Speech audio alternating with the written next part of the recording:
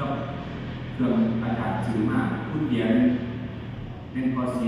พอหนึ่งแล้วก็พอพูดนักเขาอาจารย์ได้พูดเดียวนักเขาประเทศไปฟูไปเดียหัวสวีมันหมุนแห้งไปได้กระไรดึงช้าอาจารย์ไปขาดเลยซิผ่าออกขาดก็เสร็จออกไปเป็นเกณฑ์ดีที่ว่าสมควรที่จะแต่ว่าเนี่ยมันมีโอกาสอาจารย์ว่าอาจารย์บอกว่าภาษาคือว่าคำนั้นคือคำนั้นของน้องสติปัญญาของน้องศรัทธาของน้องแล้วก็จิตใจของน้องก็เก็บงานในมันก็ที่เนี่ยเดือด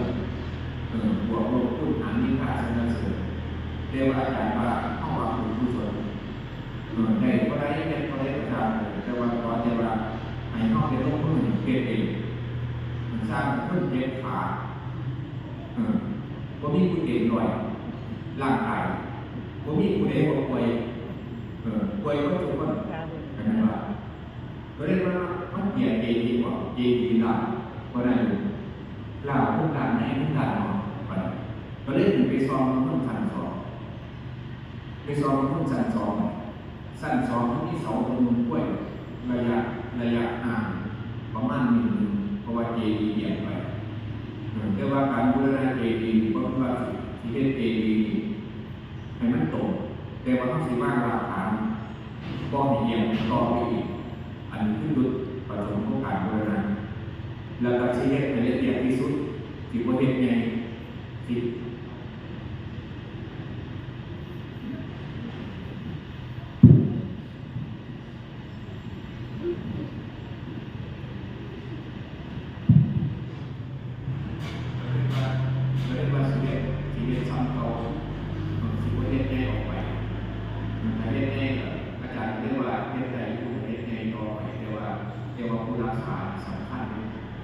ผู้รักษาผู้ประจบประสงค์พระราชของห้องสำคัญก็ได้ร่างแผนที่ใหญ่คุณใส่เวลาคุณต้องไปเบิร์ดมือ20 คนเด่นเดียว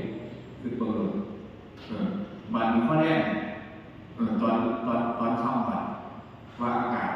ากาศไม่ดีอากาศร้อนก็ได้เราดูหลังผู้ก็เคยบวชผู้นั่งเนรผู้แห้งที่กี่เนี่ยนะ18 19 20ก็คุดได้ฐานลงไปคุดกำพื้นจนหัวหัวปูกำเว้นเป็นบ่ได้กำเว้นคุดบ่ได้มันหัวเดี๋ยวเต็มใจออกเล่นคุดลงไปก็คนว่าสมัยวันเป็นเด็กโค้งสามต่อหมอบ่มีแต่ว่าทำพวกนี้เพิ่น